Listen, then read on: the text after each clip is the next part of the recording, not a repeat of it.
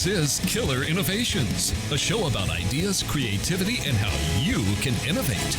Welcome to the Innovator's Garage, where you learn to create your next game-changing killer innovation. Well, welcome to Killer Innovations. I'm your host, Phil McKinney. We are here back live in the studio this Sunday. We are getting ready to head on the road for a little bit of while for a couple of trips, so you will miss us here in the studio. If you happen to be listening, you can hop over to Facebook and watch us live here in the studio today. We take questions live from the audience, so if any questions come up, even something we don't even cover that you're interested in hearing, you can hop on over onto Facebook and give us those questions, and we'll do the best to answer them. That's all I can promise. In fact, the last couple of shows where we've had some pretty good string of questions coming in, we've actually gone long. So we will actually stay here past the end of the broadcast to answer all the questions that you submit. So don't be shy. Feel free to hop on over. So today we have a guest in the studio, virtually in the studio. This is somebody that I've known for quite some time. They've been a long time listener to the show, and has been very supportive of, giving me the feedback, etc. on the show, but also as an innovator himself. So I want to welcome today's guest, which is John Osborne. John is has two key roles. One is as the chairman of the board for the Zigbee Alliance, but he's also the general manager for R&D over at Kroger's. So if you've got my book, Beyond the Obvious, you can go find the chapter. John's in it.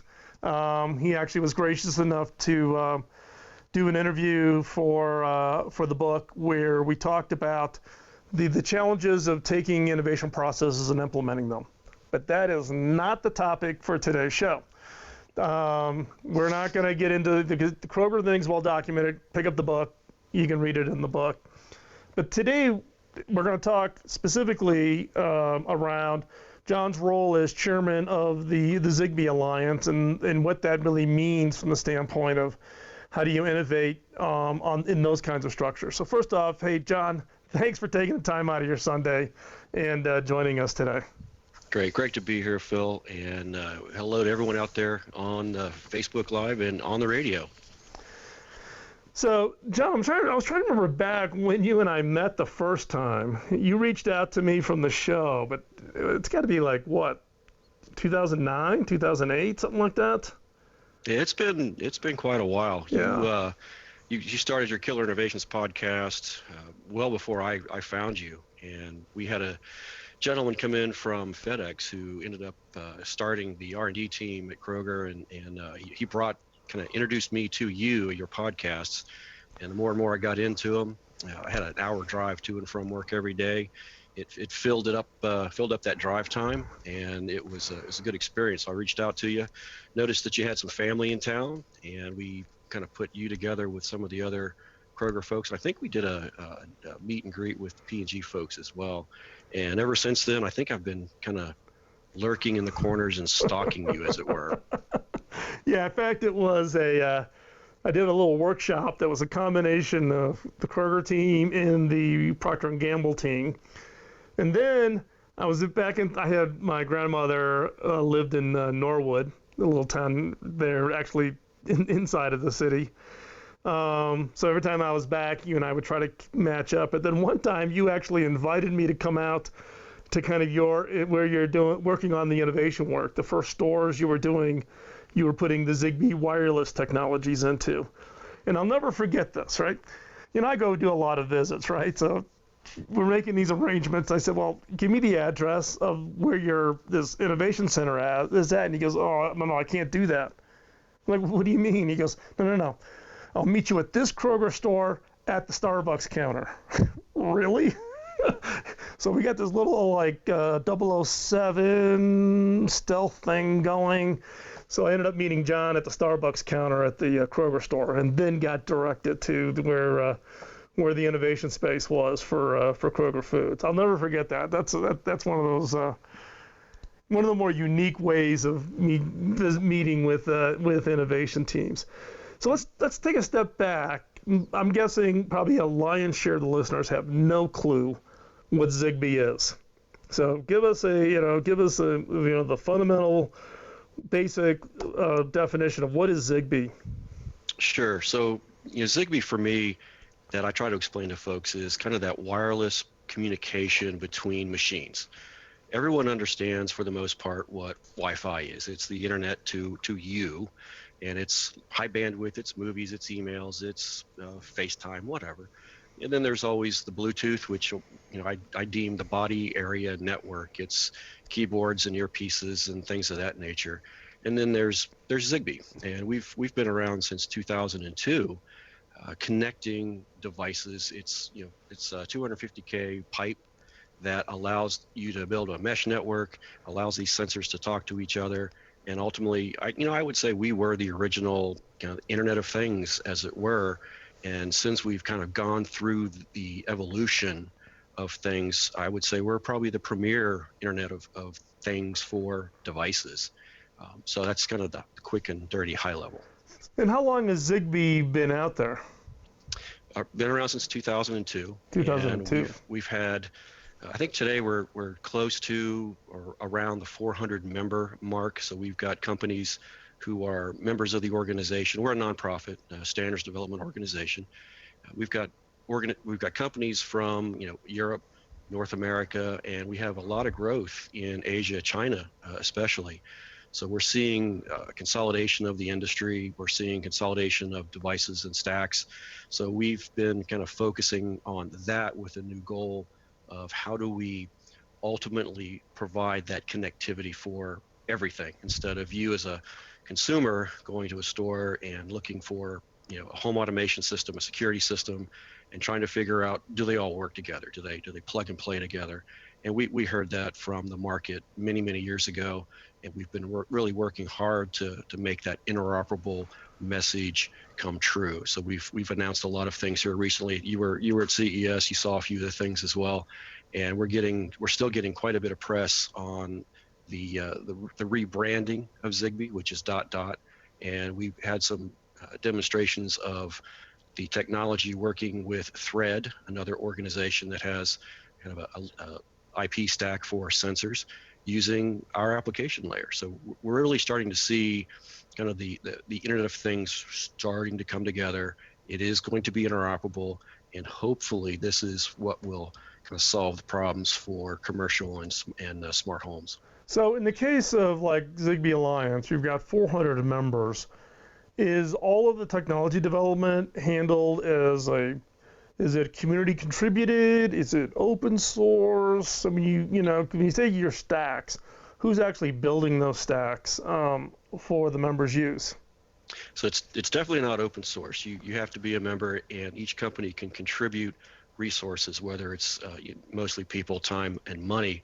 And I call them frenemies. We all sit in a room together. We decide what needs to be done, what the market's looking for, and we'll go through months of iterations to create a specification. And then the teams can go back to their organizations. They can code against that specification. They take it to one of our 4 test houses for certification around the world, and they go out in the market and compete for the business that way. So they start out all with a common goal. They all want to solve a particular problem, and when they do get out into the market, that's where they will compete for our business as consumers. So in this case, it's not open source, but it is code contributed. But you got to be a member of the community to take advantage of that stack that gets created by the community. Yeah, if you're a member, you get a chance to come in and create. Right. If you're one of the, like an adopter level, you can pull the information down and take advantage of that a little bit earlier before the spec is released out into the public. Mm-hmm. And so you can't download the specs if you're not a member, but you're not able to get the latest and greatest. You can't contribute. You can't really put your thoughts and ideas into what you think should be out there. Yeah, and this is an interesting, right? Because now you're at Kroger now. I was at HP, but we were both very involved in different standards. You're involved in Zigbee still. At HP, I managed the industry standards organization. It reported to me, and we were 135 standard bodies that Hewlett Packard was part of. and innovating inside those groups. And now I'm a CEO at one of these kind of groups, right, in the form of Cable Labs. Innovating in a consensus environment where you've got these multiple members is completely different than innovating inside of a large organization, and completely different from innovating in a small organization. So when we come back, we're going to take this quick commercial break. I want to pick up that part of the conversation about innovating in these consensus-driven kinds of cultures. So we're going to take a quick commercial break. When we come back, we're going to pick up our conversation with John Osborne, chairman of the Zigbee Alliance. So you don't want to go anywhere. We'll be right back after this quick commercial break. You're listening to Killer Innovations on the BizTalk Radio Network.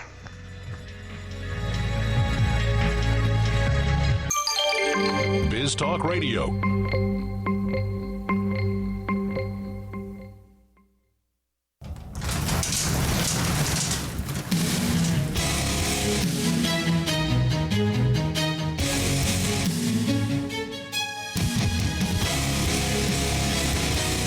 This is Killer Innovations, a show about ideas, creativity, and how you can innovate.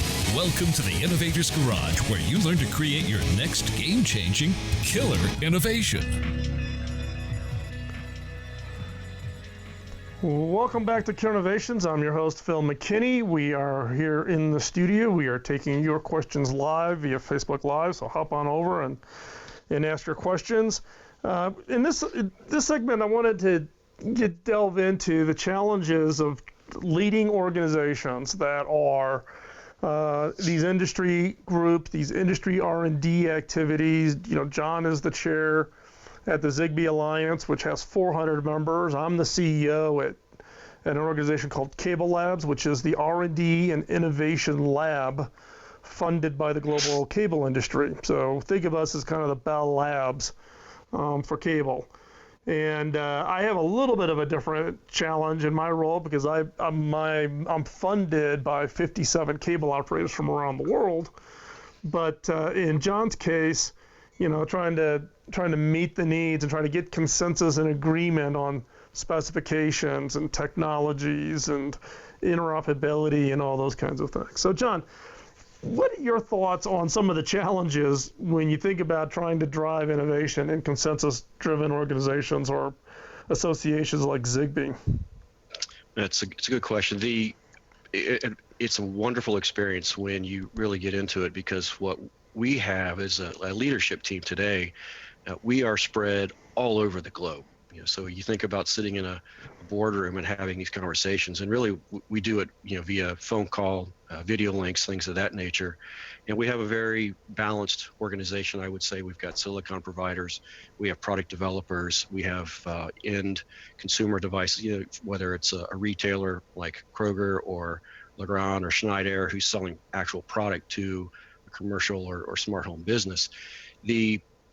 The opportunity to get everybody on the phone at the same time, you know, in China it's midnight, and you know, it can be middle of the afternoon in Europe, and it can be midday here in the U.S. of whichever side of the country you're on, and then trying to make sure that everyone understands what the goals are. We listen to everybody, and there, you know, there's cultural, there's language, there's time zones to deal with, and ultimately we will sit down for a couple of days each year at a retreat. We lay out what we think is important for us over the next several years, and we try to create a roadmap that we stick to, not be reactive, but have a clear path forward. And then we'll get together once a month, and we'll continue the conversation via web. And we get together 3 times a year at member meetings, and we actually will have our members come in, and we'll interact with them. We'll listen to what they're doing. You know, but they always have access to us anyway. So we boil it down like any big business. You know, what is it that you're trying to accomplish? What is it that's going to keep you alive? What is the market looking for? And how do we get there? And, you know, we have had some really good conversations and been able to pick what the priority is, and we move forward. And that's how we got to the consolidation efforts from the different silos within Zigbee. We had, and that's what I was going to jump into, because you kind of led this effort to kind of bring and consolidate all the different activities, because Zigbee in the early days kind of had this, you know, the way they operated, they kind of had these different threads, And what you've done now is you've actually consolidated them down into the Zigbee 3.0 work, correct? Correct. Yeah, we started, and this was kind of market driven, I guess, as it were. The commercial wanted commercial, a building specification, smart homes was a different one. Health was different. Smart energy was very different, and it had a lot more security around it. Remote controls was different. And, the market was changing. People said, I want this stuff to work together. We started planning this several years ago, and we were able to get the promoters, the board members and companies behind this. And we got the participants, the ones that actually write the specs and write the software and actually make the work happen, got behind it. And it was, 18 months from beginning to end to actually do that major consolidation. And then once we realized that it was working really well, and we had Thread come in and say, can we work together? We said, absolutely. We created ...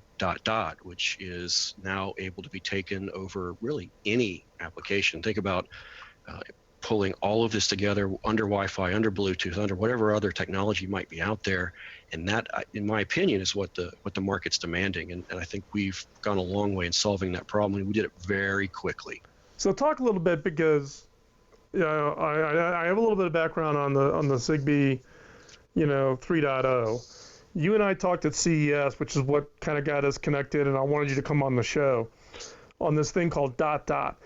Let me see if I explain it correctly, and then you can jump in and see if I got it wrong. ... is basically a platform that actually allows the device application layer guys to talk across the whole wide range. They only have to write to once, and they have the ability to interoperate across a number of other systems, Zigbee being one of those. Did I get that right? Yep. Okay. Spot on. Okay. And that's really, when you look at just the sheer number of Internet of Things devices, whether it's your home security system or baby cameras, which is a big thing in my house right now with 5 grandkids. My wife wants to watch the grandkids, no matter where they are in the country. But digital locks, all the thermostats, all the things.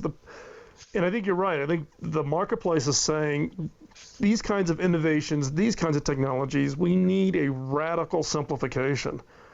Historically, it's just been too hard for consumers to go into a Home Depot or a Best Buy or whatever and figure out to bring that device home and how do I make it all work, in the home. So is going to be the platform then that you think is going to solve that for the marketplace? I think so, yes. Yeah, obviously, that's my opinion. There's other organizations out there that are trying to solve the problem. They've been out there for a while, and this may force some consolidation out there in the industry, and that's not necessarily a bad thing, but it will cause a little consternation, I think, as we go through this process. But Zigbee's been around for a long time. We're a very experienced, mature organization. We've got the backing of some very big global companies. And this is what the market wants, and we've listened, and we're going to make that happen. Right. That's John was nice enough to host me at the Zigbee Alliance booth at CES this year, so I got to see some of the new kinds of devices that are pretty interesting from the standpoint of how they move and how they operate. There's one that was actually a light switch that didn't require electricity or battery, which I just thought was absolutely mind-blowing. We'll talk about that after. I'm going to leave that as a teaser. We'll pick that up after we get back from this quick commercial break. But I think there's so much work in this new buzzword of Internet of Things, and some of us in different groups or associations have been operating in this space for quite some time. It just now has a buzzworthy name to it now, and it's getting a lot of traction. But when we come back from this quick commercial break, we're going to dig into a little bit more about, we're not going to geek out on Zigbee per se, but really what's the impact in people's lives? What are the kinds of things this enables people to do, and then what the future holds for Zigbee and Internet of Things. So stay right there. We're going to be right back after this quick commercial break, and you're listening to Kill Innovations on the Biz Talk Radio Network.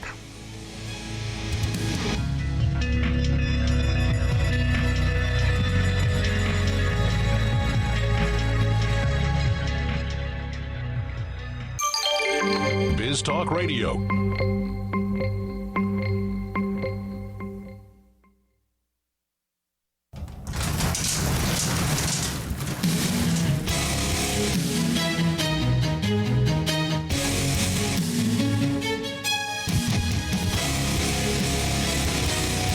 This is Killer Innovations, a show about ideas, creativity, and how you can innovate. Welcome to the Innovator's Garage, where you learn to create your next game-changing killer innovation. Welcome back to Killer Innovations. I'm your host, Phil McKinney. We are continuing our conversation with John Osborne. John is the chairman of the board of the Zigbee Alliance, which is an industry association, industry standards body around the Zigbee technology, which is the wireless interface protocols stack that allow multiple Zigbee devices to talk to each other and do things that you probably don't even know are Zigbee out there, so given how long it's been around. So John, in this case, why don't you give us just talk us through a couple of the applications where Zigbee's been applied out there, and how that's being used. I know light bulbs is one area, but I know it's also applied to a lot of different areas. All right, so the one that everyone seems to have in their house is the Philips Hue bulb. So if you go to look at the box, you'll see the red Z on it. And like you said, we have the full stack. It's the radio all the way up to the application layer. We have test houses, and we certify the product. And once it's certified, you can be assured that it will work together. We also have a big footprint in the smart energy space. So if you have a smart meter in your house, chances are it's a Zigbee product. If you have a set-top box, Comcast is probably one of the most well-known ones in the house. That is, carrying Zigbee in it. Your remote control, Zigbee. Lights all over the place. That's usually the anchor into the smart home or in the commercial building. And we've got a pretty big footprint in the commercial side, and commercial building side as well. And you'll see a lot more presence there, as we have had a lot of presence in the smart home. So we're there, and you're probably touching something Zigbee every day. Yeah, I think that's the thing that's interesting, right? People don't know. It's kind of like the Intel inside without the Intel logo. When you think about Zigbee, it's the same thing at Cable Labs. The stat I always like to quote is 50% of U.S. homes have at least one Cable Labs technology in the home, but nobody knows who the heck we are, which actually is not a bad thing. But where does it go from here? You announced at CES. You guys have been around for a long time. The whole IoT thing is heating up. Pull out your crystal ball. What does the future look like over the next couple of years? What do you think's interesting, exciting, things that people may be interested in? Right. So for me, there's three things. The commercial building side of the industry is an area of focus. So we can do for the commercial building what we have done for the smart home. And this has always traditionally been a walled garden, proprietary systems. The vendors like to keep you kind of locked into their solution. So now we can give the companies more choice, and hopefully that will help kind of lower their cost and give them more flexibility in what they choose. Dot for us is something that we'll start picking up phones and calling folks and saying, can you want to be part of this process? Because ultimately, the more people we get on board, the bigger the island gets, the smaller the island for everyone else gets. And third for me is the kind of the energy harvesting, green power aspect. This is what you saw at CES, and we partnered or liaisoned with an organization over a year ago called InOcean, and they had the energy harvesting technology, and we have been working with them, some of their member companies joining Zigbee and working towards we call green power as a specification.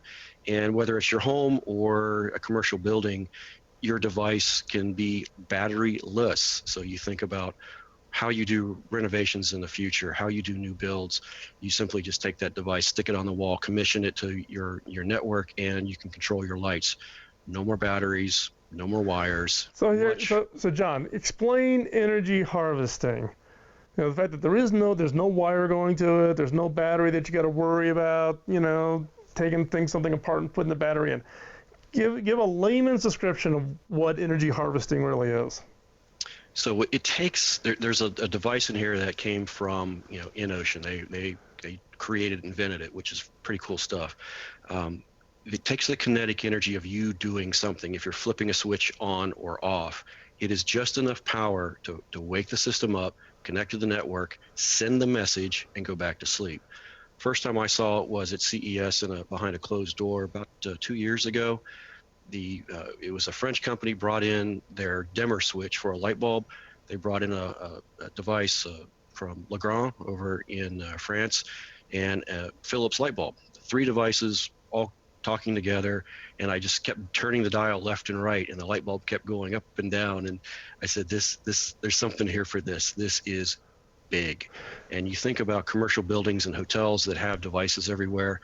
There's one in Las Vegas. They deployed Zigbee first. They replaced a lot of the systems with the Zigbee infrastructure, and now they can go ultimately towards green power. But they told us they saved something like 50,000 batteries a year by kind of changing the technology out. And as we can get them into a green power batteryless solution, imagine what that will do for the industry, both home and commercial. Well, and I get the battery thing, but what was really kind of the spark for me when I saw the demonstration at CES was the fact is one of the challenges if you want to put a device or something, in part of your house where you just don't have the wiring. You don't have the ability to reach to it, right? You want, all your light switches are there, but you wish your light switches were there. In this case, the demonstration that you showed, I could peel it off, stick it on the wall, right where I want it, and control the light bulb there. And I don't have to call that electrician in order to run wiring and tear up my ceilings and all that kind of stuff. Yep, and I saw this really from a production perspective back in October in Hong Kong. We had three big companies sit on stage, and we all looked for the wiring to make sure there was nothing hidden like a magic trick. Oh, well, there's the skeptic in you. Is there something behind here that we can't see? Yeah, it was a great group. They're wonderful folks from all over the globe, which it makes it that much more fun to watch and participate in. And they even had temperature sensors that didn't have batteries, and that just blew me away. Just to see how this is progressing and how the team is pushing it forward, it makes me really proud to be part of the organization and ultimately what we can do with this in the next coming years. Yeah, I mean, it's just it is mind blowing from that standpoint of now today if someone wants to come in and automate an office or automate a home, it's a big deal to come in and figure out where the wiring is and where you're going to install it and all the modifications into a home or facility. And I think it's been one of the things, other than things they can easily plug into a wall and go to connect to some kind of a network in the home. Even like I was joking before about my grandkids. My one set of grandkids at that time were living in Virginia, and my daughter wanted a baby camera just to watch the crib. Every stinking outlet in the nursery was in the wrong position, right? It just reinforces the fact that if IoT, home automation, smart devices, intelligent devices coming into the home, the ability to do that without disrupting the home, I think is going to take down one of the big barriers for adoptions of these kinds of technologies. And I think it's going to be required as what I call the gray wave hits, and we all want to age in place. And it's from your grandkids to monitoring them to monitoring our parents, and you let them stay in their home, but you can sensorize things, and the system can then actually remind them, this is what you need to do. It can alert you even when you're nowhere near them. If something has or hasn't happened, mom or dad hasn't gotten out of bed today. Yep. You might want to give them a phone call. So we can change the world for the good from that perspective.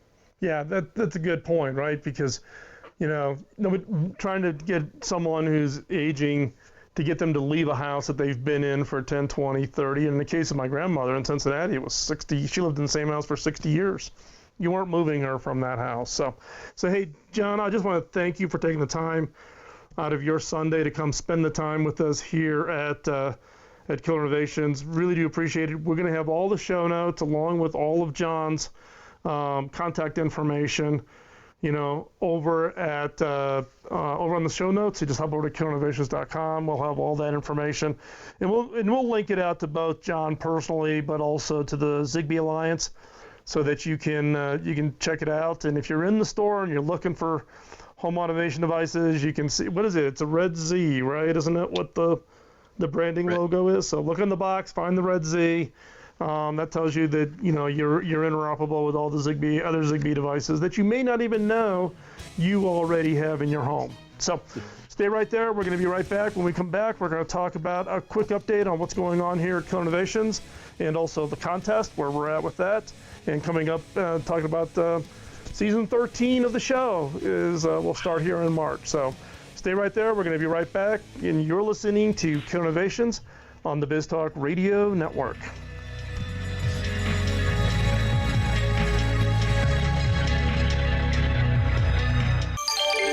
BizTalk Radio.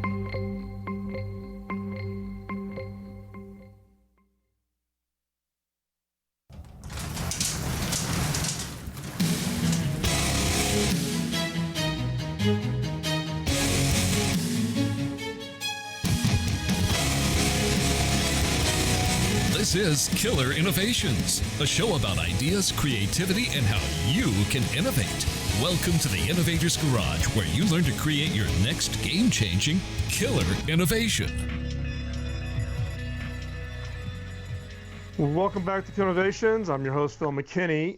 Before we get started in this segment, I want to take just a moment and thank our sponsor today.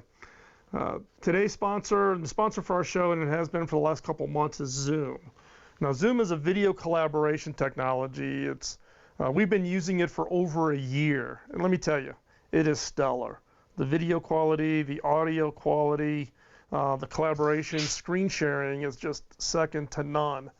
And so, from that standpoint, as I've said, and you've heard me say it before in the past, Zoom is the first video collaboration technology that I've ever used that just flat out doesn't suck. I've tried them all. I've all just been, some of them are just horrendous from, way back. Zoom just crushes it. And it's actually quite funny. If you're in Silicon Valley and you're driving up 101, you actually see on their billboard right on 101 that says video that doesn't suck is actually their billboard promo sign. Eric Yoon and the team over there, I've known them for quite some time. And they've put together just a great technology. You really do need to try it out. So hop on over to killerinnovations.com/Zoom, get a free account. That free account will allow you to have up to 50 people on any one of your calls.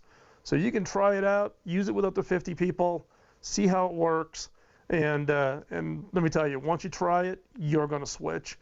100% of our team are now using it worldwide, and it's just transformed. I'm in it literally every day. So in this segment, what I want to talk a little bit about was what's going on here at Killer Innovations.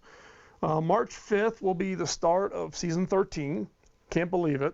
We started March 5th in 2005.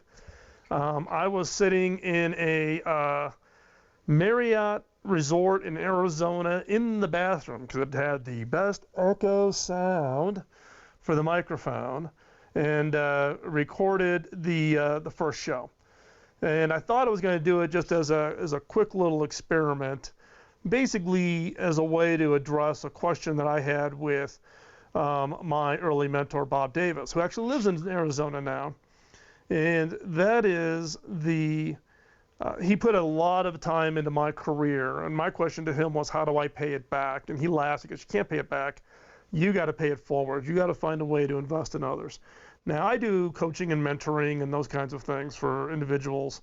I do a lot of work with college students and interns, but the scope and my reach would be limited by whoever lived near me or could get onto my calendar and those kinds of things.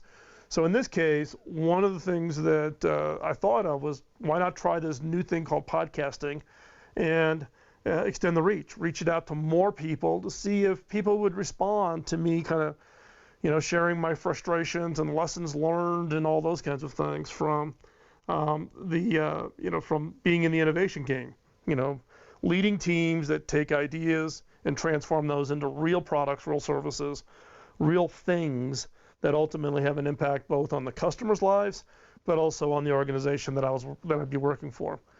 And so it started off as this little experiment in a bathroom at a Marriott hotel has now blossomed into starting season 13 with now a nationally syndicated radio show.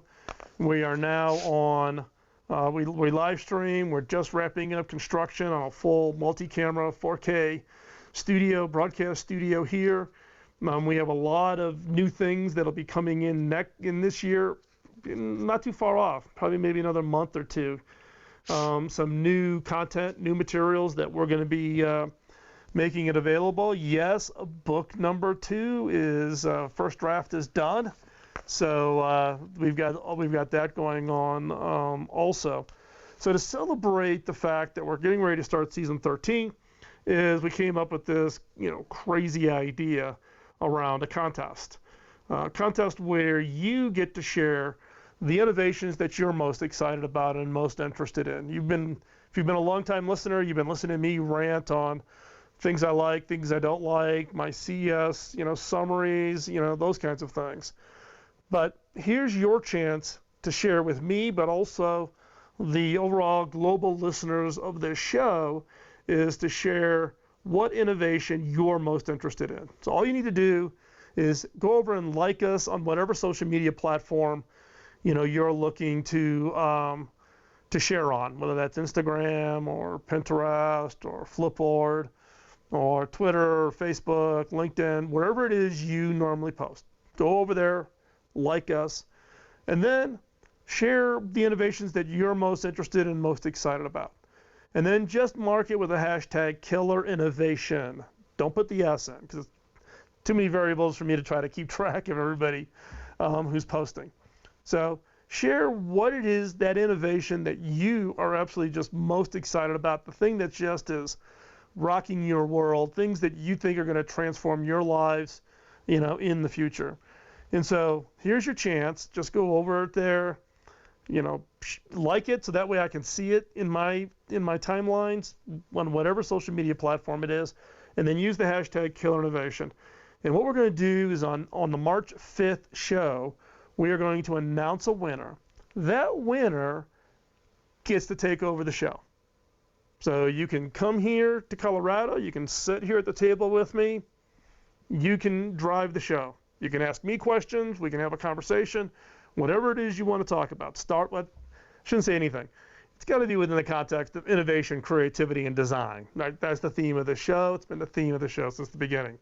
But here's your chance. If you've got a startup, you've got that really little idea bouncing around in your head, you want to do a launch where you want to announce something on the show, whatever it is you want to do, here's your chance to have the ability to be in front of a national audience, both in front of the listeners of 35 radio stations, but also the global listener base for the podcast.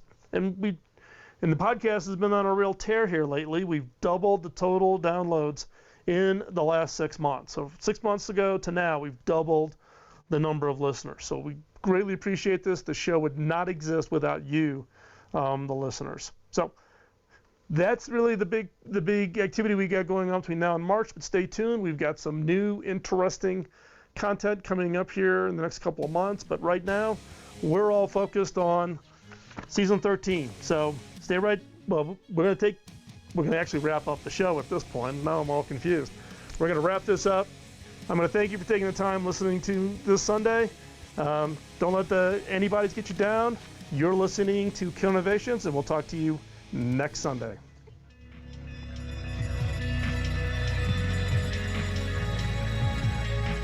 The opinions you hear on Biz Talk Radio are those of the hosts, callers, and guests, and do not necessarily reflect those of this station, Biz Talk Radio, its management, or advertisers. The information on Biz Talk Radio does not constitute a recommendation, offer, or solicitation to buy or sell any product or service. If you have any questions about Biz Talk Radio, contact us at 817-274-1609 or at biztalkradio.com.